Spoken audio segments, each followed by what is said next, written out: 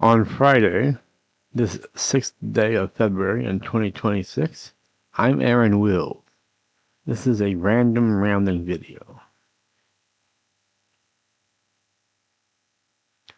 Welcome to my channel. Thank you so much for watching. Please comment, like, and subscribe before sharing this video and turning on the post notification bell.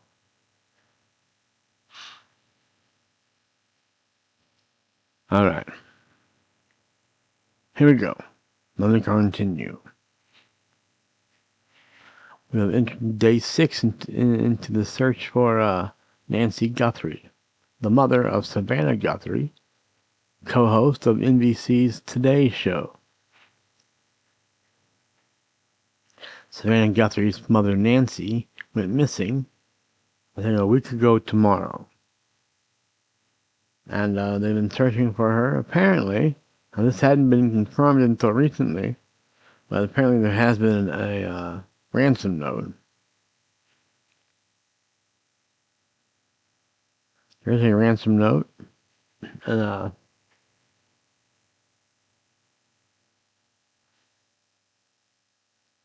we've seen a videotape of the son pleading with the abductors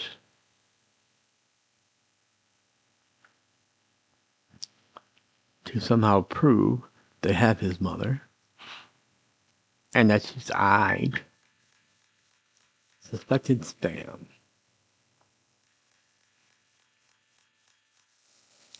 That was suspected spam, in case you heard my phone ringing and wondered who it was, as I did momentarily until I saw it say suspected spam. That's all I get calls from anymore, suspected spam calls.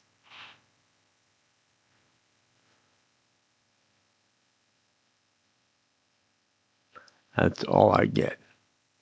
Suspected spam calls. No one loves me. No one who loves me calls. No hottie chicks, but big tits call.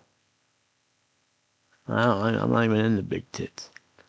I had a girlfriend in high school named Rachel, she was 16 with an amazing 16-year-old body and huge knockers. And at first, those knockers were so fun to play with and suck on and nestle my head between.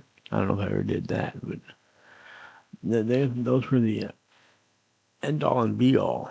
Those were my world, those big-ass knockers of hers, and then it eventually got boring. And they got old. But then directly out of high school, I met a girl named Lori who had very small breasts. Like A's, if that.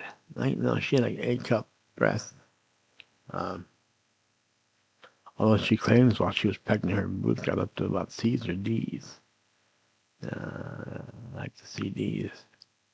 I like to see these boobs at that size, and I can't imagine they ever were. And those boobs, her small A, B sized boobs, whatever they were very sexy, and I never got tired of them. I was still turned on by them until the day she left me to marry another man. Yep, that's a true story. Lori eventually, while we were living together, got engaged to another man and then left me to marry him. The which she did marry him.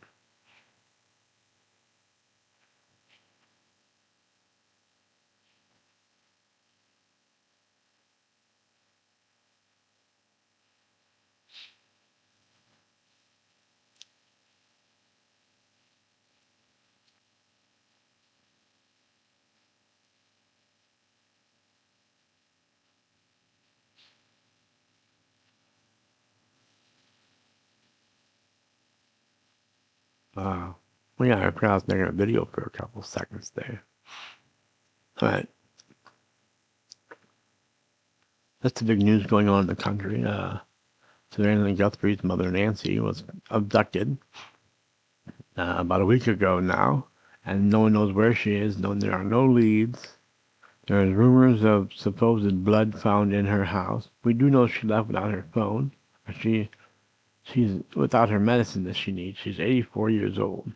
She's gone without her medicine that she needs to live. So there's cause for worry right there. Yesterday I went out to Walmart on my own, like a big girl. I'm so proud of myself. Went out to Walmart on my own. I went out there to buy some Subway for me and a friend. No, for myself and a friend. I guess me and a friend works too. I should say a friend in me. You've got a friend in me. No. I went out to Walmart yesterday solely, or mainly, to buy a friend of mine and me some Subway. And by a friend of mine, she's a female friend. She's declared herself my Valentine this year, and so that's what she wanted for Valentine's Day was some Subway. So I told her I'd get her some. So I went out to Walmart and bought some Subway for she and me. Well, for her and me. I guess that's how you would say it, her and me. And you certainly wouldn't say I. I bought Subway for I? No. I bought Subway for myself. For her and myself, I should say. I bought Subway for either, no, her best etiquette is to put her name first. So it would be, I went out and bought some Subway for her and myself. And we ate it together like a little Valentine's Day date a week early. That's all right, though, isn't it? I would say so, bro. We're quickly coming up on the 18th anniversary of my stroke.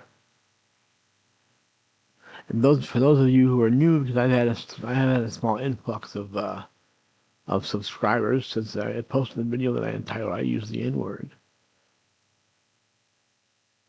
So for those of you who are new and see my scar here, maybe you don't see this one over here. Well, you see this. That's all from a stroke. A blood clot traveled from my heart to the right parietal lobe of my brain, which is right over here, and nestled itself in there comfortably, which was creating a huge amount of pressure on the inside of my skull. And it was threatening cerebral herniation. So I get comfortable in my chair. Give me a second here. There we go. It was causing a great deal of pressure on the inside of my skull, this blood clot that nestled inside the right parietal lobe of my brain. And the pressure was causing one side of my brain to pop through the other side of my brain. Cerebral herniation, they call it.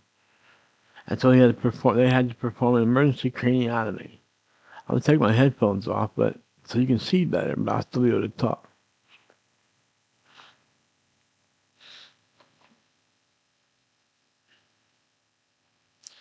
They performed an emergency craniotomy, it's called. They cut me down the middle of my head here, right down here, and then down around the side. I guess you can see all that, but they cut me down around here, and then down around the side, and then they took part of my skull off for a few weeks. It might have been a couple months, I think it was probably a couple months more accurately. They stored it in a freezer in the hospital in St. Louis as I went off to Mount Vernon, Missouri, to the Missouri Rehab Center out there to try to recover from my stroke, which I never did. I am now confined to a wheelchair because I am paralyzed on my left side. My left arm and my left leg are both paralyzed. I'm going to put my headphones back on, but it's going to take a minute because it's hard to do with one hand. As I just told you, my left hand doesn't work, or one hand doesn't work, and it's my left side. I didn't tell you that, I don't think, but it is my left side. I just kind of start them and then grab this side, and then grab this side, and then pull them both down. And I check to make sure they're not cattywampus, which that one was.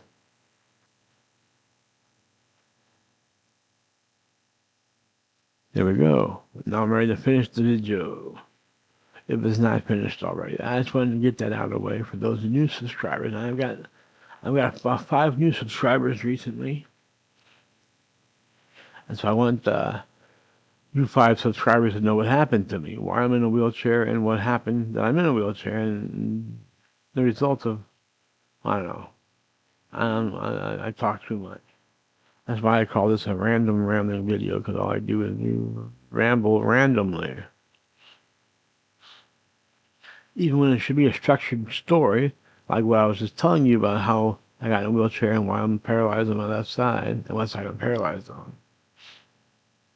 That should be a nice, easy story, shouldn't it? But it didn't work out that way, did it? I'm still talking.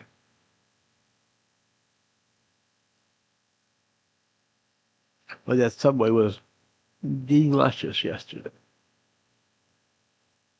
Subway I bought for her and myself.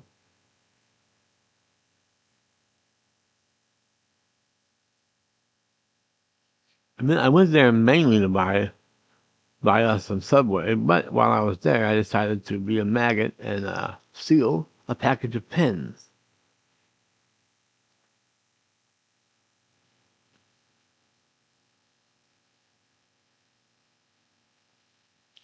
I made a few videos after I got back from Walmart yesterday. I don't know if I ever uploaded any of them, though. So if you're hearing the same shit over and over, or if you're hearing the same shit over from the video I made yesterday when I got back from Walmart, I apologize. I really don't remember if I posted one or not. I made some. Tried to make a few of them. I know for sure a couple of them at least didn't make the grade and didn't get uploaded. But there might have been one that slipped through the cracks and got uploaded.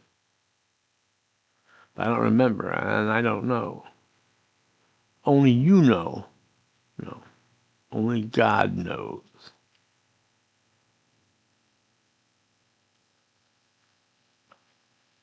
Something, though, gave me the diarrheas.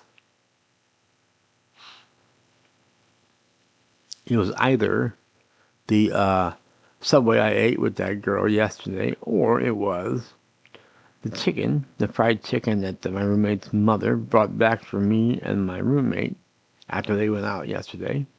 And so for dinner, I had some fried chicken. Subway for lunch and some fried chicken for dinner. One of them caused me to start running off, as they say. I was on the toilet all night last night, and now I've been on the toilet all day today. I don't know what to do. They don't have any Imodium, it's called, that helps dry you up or block you up. Not block you up, but to help get rid of diarrhea. It's called Imodium. That's one form of getting rid of it, taking a pill called Imodium. They don't have any Imodium here, of course. That'd be too convenient. I would quit suffering. And for those of you who are here because of the video that I made that I entitled "I Got Mad and Used the N-Word," I'll tell you another story. But for those of you who haven't seen that video, let me explain that one night, I guess it's been about a week ago. It was a Friday night into Saturday, so it was about a week ago exactly, at 3:15 a.m. Friday into Saturday at 3:15 a.m. I wanted to go to bed after having tried for an hour or so to stand up out of my chair. I'm thinking a feat that I've been having trouble conquering lately because my arthritic hip and my arthritic knee starts bothering me on my left side. I just can't stand up out of my chair anymore. Hardly, rarely. I mean, I have. But that night I could not stand up. I just could not stand up for the life of me, and I just went to go to bed. So I turned on the light. She came in and she said, "What do you want?" They get mad if you turn. What is this? They get mad if you turn on the light, no matter what. The call light, I mean. I live in a nursing home, as you can probably figure out. So the aide came in, a woman named Siobhan, whom I've had problems with in the past, came in and refused to help me stand up. She told me I can stand up on my own, I just don't want to stand up. I'm too lazy. I'm too lazy to stand up and go to bed like I wanted to dreadfully. And I said, well, if I don't want to stand up, why would I ask you to help me to stand up? She said, nope, I won't. I said, well, why not? She said, because you can do it. I said, I can't do it, not tonight. I need your help. So that's what you're here for. She said, don't tell me my job. I said, well, someone needs to tell you your job.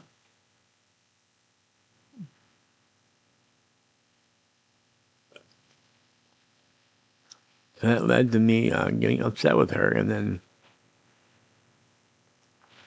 becoming upset myself and crying. And that led to her making fun of the fact that I was crying, and then making fun of the fact that I'm disabled, which is an absurdity for a CNA to help make fun of a person being disabled. If I wasn't disabled, you wouldn't have a job, bitch.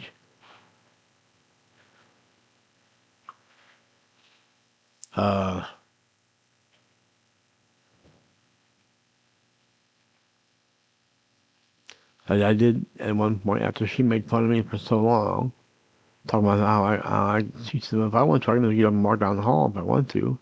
She said, what are you going to do? I said, I want to go to bed. She said, want to get in bed? I said, I can't. I'm telling you, I need your help. So she came in and held my chair. That's all she did was hold my chair and said, well, I got your chair. Just stand up and get in bed. I said, I can't stand this. I tried. And she saw me try and try and try. And I was hurting. Every time I tried to do it, it hurt badly. As I tried to show her that doing it hurt, and I needed her help to pull me up by my arm. Usually that's what Patrick does, my former roommate, and now my across the hall neighbor. He'd grab my arm and pull me up by my arm while I pushed as much as I could, and I'd stand right up usually. So I was hoping she'd help me do that, and she refused to, and she started making fun of my disability, and making fun of the fact that I was crying from frustration. And then she made a comment to me. She said one more thing, and it just set me off, and I told her, F you, N-word, B-word. I said, F you, Negro bitch, but I didn't say Negro. I said the hard R, N-word.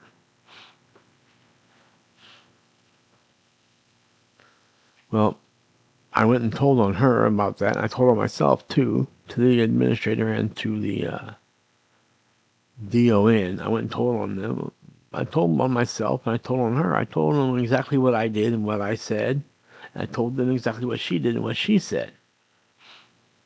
I'm blessed that they believed me that she did what she did, and they were looking into it, and right away, the DON called the staffing coordinator and made sure that I will not have her as an aide anymore. Hopefully she got shit canned. I don't know. And then now there's talk of me possibly being discharged for using the N-word. There are residents here that have not been discharged that have, in my opinion, done much worse than what I did by calling her a horrible name. And it is a horrible name. It's a disgusting name.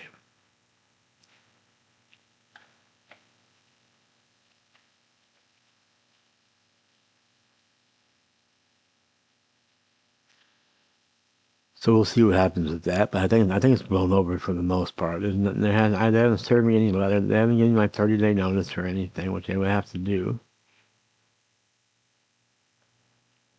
And even when they give me my 30-day notice, they can't put me out until they have a place for me to go.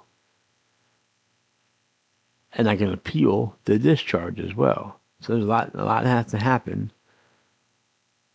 before I'm out of here and on the streets. Well, I'll never be on the streets because they have to find me a place to live. But the problem is, the last time this happened, where I was kicked out of a home and they had to find me a place to go, they wound up sending me down to Phoenix, Missouri, which is on the border of Arkansas, Missouri. Right on the border. Phoenix, Missouri. And to a rat and roach and mouse infested nursing home. Even worse than this one. Oh, it was just so horrible. It was horrible there. There was no Wi-Fi. There was no, nothing to the cable either. There was nothing to do. There was no places to order food.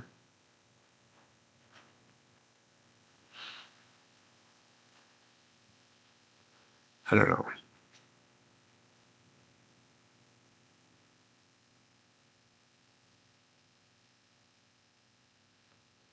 So, and by I mean,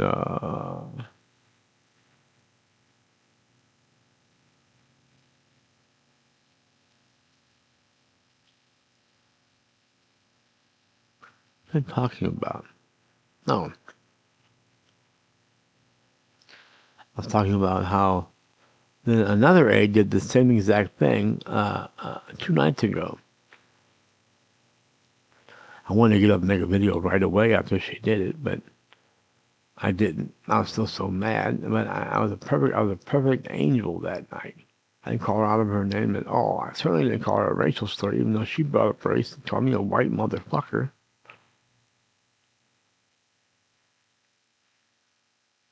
The girl that I called the N-word a week ago had called me a honky before. And this girl the other night called me a white motherfucker. And I didn't call her any racial slur. There was no racial talk before that at all.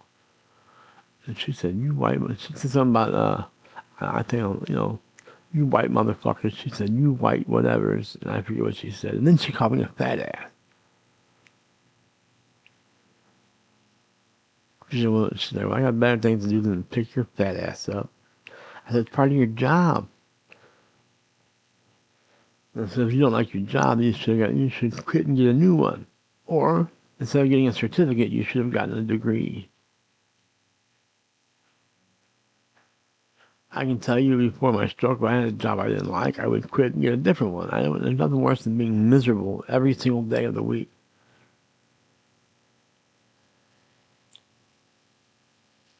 So actually, I landed on the job finally what I was doing when I had my stroke. I landed a job that I liked very much. Not only did I not mind it, but I liked it. I threw newspapers for a living.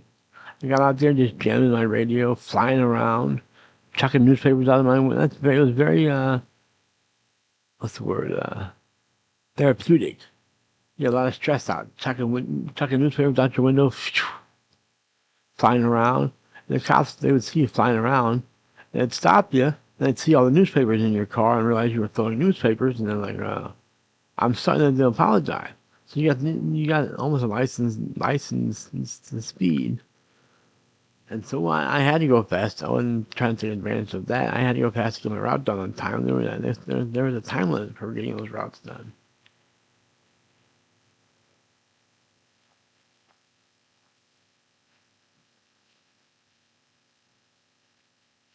A lot of people go to work real early. They want their newspaper before they even head out to work. That's back when you would fold open your newspaper and have a bowl of cereal while you're reading the newspaper. Those were the good old days. Those were the good old days. Those were the good old days. The something dies, but the memory stays. Those were the good old days. That's a real Weird Al Yankovic original, but I don't know how it goes. So that was the thing. The years go by, but the memory stays. That was the line I was trying to think of. The years go by, but the memory stays. Those were the good old days. I still remember Mr. Vendor. He ran the corner grocery store. When he'd stroll down the aisle with a big friendly smile, he'd say howdy when you came to the door. I don't know why I set fire to his place. I'll never forget the day I bashed in his head. Well, you should have seen the look on his face. Let me tell you, those were the good old days. I haven't heard that song in years. I gotta look that up. I haven't heard that song in years. That's one of my favorite originals. My favorite Weird Al song, I love his parodies, but my favorite Weird Al songs are his originals for the most part. He's got some great originals. Some great originals and some hilarious parodies. My problem is I don't really know. And toward the end of my career listening to him, I didn't really know any of the originals to enjoy the parodies. You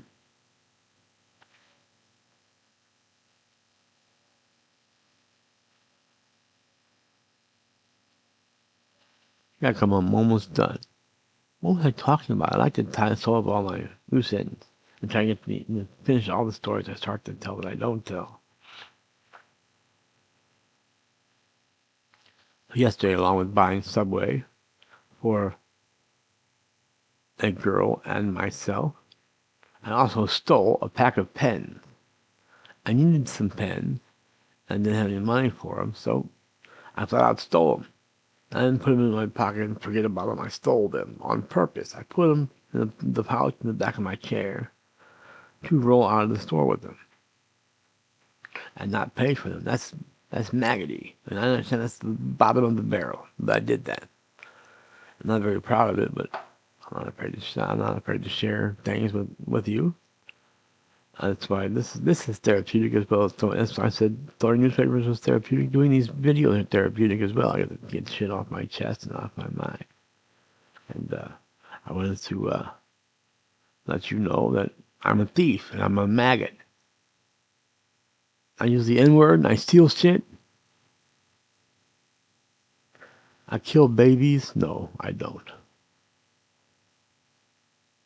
That's not gonna get me a strike. That's not gonna get me in trouble.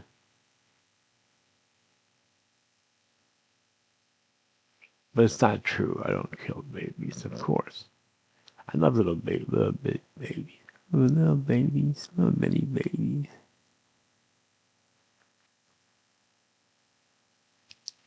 Well, thank you so much for watching. But I'm gonna tell you, 2 fingers ate up, club. See you when I see you. Pizza rolls. And until next time, peace, peace, pizza rolls. See ya. See ya. See ya. Peace.